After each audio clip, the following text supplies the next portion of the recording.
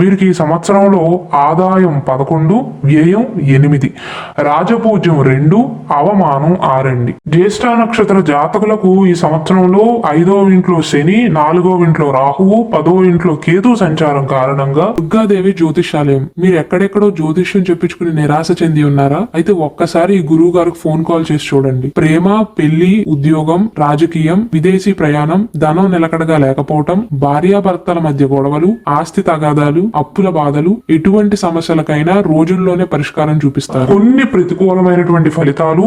June తర్వాత భాగ్యస్థానంలోకి గురువు అడుగు పెడతాడు కాబట్టి అనుకూలమైనటువంటి ఫలితాలు ఉంటాయి. ముందుగా జూన్ 2వ తారీఖు వరకు మెయిన్ గా మీకు డ్రాబ్యాక్ ఏంటంటేనండి, నెగిటివ్ పాయింట్ ఏంటంటే గురువు అష్టమ స్థానంలో సంచరించటం. కాబట్టి ఈ సమయంలో మాత్రం ఆకస్మిక సంఘటనలు చోటు చేసుకునే అవకాశాలు ఉంటాయి.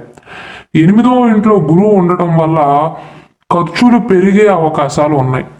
ఎక్కడైనా ఎక్కువ మొత్తంలో పెట్టుబడి పెట్టవలసి వస్తే లేదా అటువంటి ఆలోచనలు కనుక ఉన్నట్లయితే వాయిదా వేసుకోవడం మంచిది.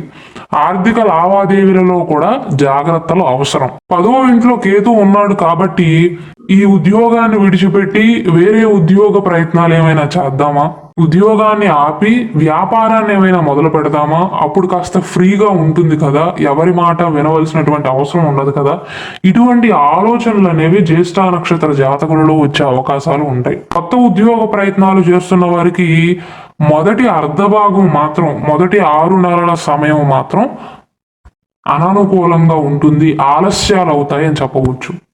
4వ ఇంట్లో రాహువు, 8వ ఇంట్లో కేతువు యొక్క ప్రభావం వల్ల గృహంలో చిన్న చిన్న అననుకూల సంఘటనలు చోటు చేసుకునే అవకాశాలు ఉంటాయి. 5వ ఇంట్లో శని ఉండటం వల్ల సంతాన పరంగా ఆలస్యం ఉంటుందండి. అంటే జ్యేష్ఠ నక్షత్రంలో జన్మించిన వారికి వివాహం అయ్యి సంతాన ప్రయత్నాలు చేస్తున్నట్లయితే 4వ ఇంట్లో రాహు, 5వ ఇంట్లో శని ఉన్నాడు కాబట్టి సంతానం విషయంలో ఆలస్యం అవుతుంది.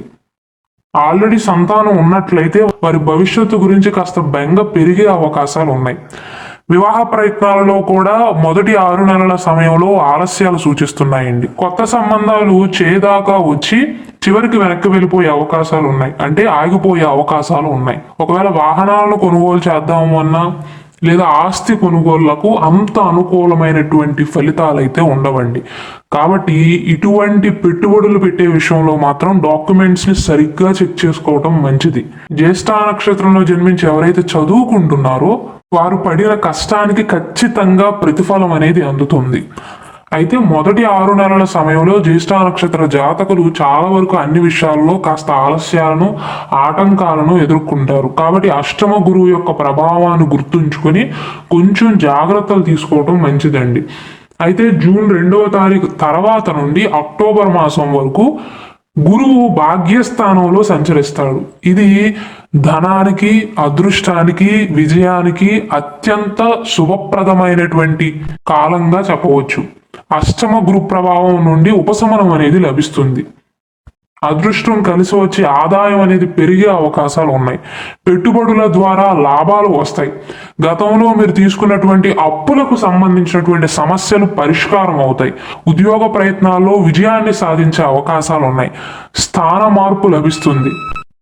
ఒకవేళ జ్యేష్ఠ నక్షత్రంలో జన్మించి ఎవరైతే ట్రాన్స్ఫర్ కోసం ప్రయత్నాలు చేస్తున్నారు, బదిలీ కోసం ప్రయత్నాలు చేస్తున్నారు, వారికి అనుకూలంగా ఉంటుంది. 9వ ఇంట్లో గురుబలం అనేది బాగుంది కాబట్టి వృత్తిపరంగా స్థిరత్వం, పెద్దల నుండి మద్దతు లభిస్తుంది. గురువు 9వ ఇంట్లో ఉండి 5వ ఇంటిని వీక్షిస్తున్నాడు కాబట్టి విద్యార్థులకు విద్యాపరమైనటువంటి అవకాశాలు అనేవి పెరుగుతాయండి. కుటుంబంలో ఆనందం, ప్రశాంతత ఉంటాయి. సంతాన యోగానికి ఇది అత్యంత శుభకరమైనటువంటి కాలంగా చెప్పవచ్చు. 5వ ఇంట్లో శని ఉన్నప్పటికీ కూడా గురువు యొక్క దృష్టి అనేది బలాన్ని ఇస్తుంది.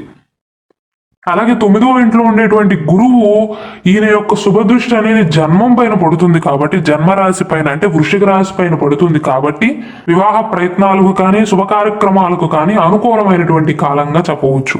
9వ ఇంట్లో అనుకూలమైనటువంటి గ్రహమైన గురువు ఉండటం, ఒకటో ఇంటి పైన ఐదో ఇంటి పైన శుభగ్రహమైనటువంటి గురువు యొక్క దృష్టి కారణంగా వాహనాన్ని కొనుగోలు చేద్దాం అనుకుంటున్న స్టాక్ మార్కెట్లలో కానీ ట్రేడింగ్లో కానీ షేర్ మార్కెట్లలో కానీ లేదా రియల్ ఎస్టేట్లో కానీ ఎక్కడైనా పెద్ద మొత్తంలో పెట్టుబడులు పెట్టాల్సి ఉన్నట్లయితే ఈ సమయం అనుకూలమే. అయితే 4వ ఇంట్లో రాహు ఉన్నాడు కాబట్టి కుటుంబానికి సంబంధించినటువంటి ఆస్తులను కొనుగోలు చేసే విషయంలో కొంచెం జాగ్రత్తలు తీసుకోవాలి. విద్యార్థులకు కూడా ఈ సమయం అనేది అనుకూలంగా ఉంటుందండి. అక్టోబర్ 31వ తారీఖు తర్వాత గురువు భాగ్యస్థానాన్ని విడిచిపెట్టి కర్మస్థానంలోకి వెళ్తాడు, 10వ ఇంట్లోకి వెళ్తాడు. 10వ ఇంట్లో ఆల్రెడీ కేతు ఉన్నాడు కాబట్టి ఇది గణేష యోగాన్ని ఏర్పరుస్తుంది. వృత్తిపరంగా కేతువు ఇచ్చే అననుకూలమైనటువంటి ఫలితాలు అనేవి కాస్త తగ్గే అవకాశాలు ఉంటాయి. ఆర్థిక పరంగా ఆదాయం అనేది స్థిరంగా ఉంటుందండి. కాకపోతే అక్టోబర్ మాసం ముందు వరకు ఏవైతే మంచి ఫలితాలు ఉన్నాయో అవి కంటిన్యూ అవ్వవు, కాస్త తగ్గే అవకాశాలు ఉన్నాయి. కానీ మీరు పనిచేసే ప్రదేశంలో మాత్రం అనుకూలతలు అనేవి పెరగవచ్చు. కానీ నిర్ణయాలను తీసుకునే విషయంలో మాత్రం జ్యేష్ఠ నక్షత్ర జాతకులకు గందరగోళ వాతావరణం ఏర్పడే అవకాశాలు ఉన్నాయి. ఉద్యోగపరమైనటువంటి మార్పులు చేయాలి అనుకునేవారు కాస్త జాగ్రత్తలు తీసుకోవాలి. అంటే మెరుగైన ఉద్యోగ ప్రయత్నాలు చేస్తున్నవారు చేయవచ్చు, కానీ ఉన్న ఉద్యోగాన్ని విడిచిపెట్టవద్దు.